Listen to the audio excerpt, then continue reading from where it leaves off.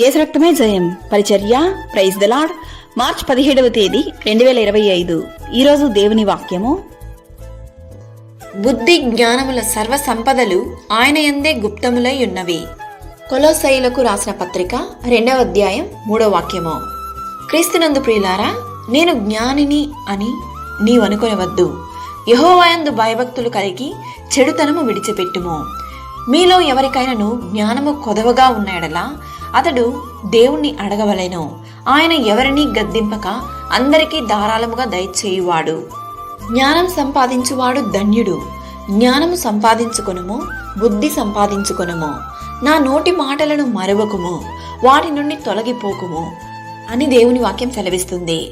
జ్ఞానమును విడువక ఎండిన ఎడల అది నిన్ను రక్షించును. నీ సంపాదన అంతయు ఇచ్చి బుద్ధి సంపాదించుకొనుము. యెహోవాయే జ్ఞానమిచ్చువాడు. తెలివియు వివేచనము ఆయన నోట నుండి వచ్చును. జ్ఞానము నీ హృదయమున జొచ్చును. తెలివి నీకు మనోహరముగా ఉండును. ఈ వాక్యం వింటున్న మీ అందరికీ దేవుడు మంచి బుద్ధి జ్ఞానముల సర్వ సంపదలు ఈరోజే దయచేయును గాక. ఆమేన్. God bless you.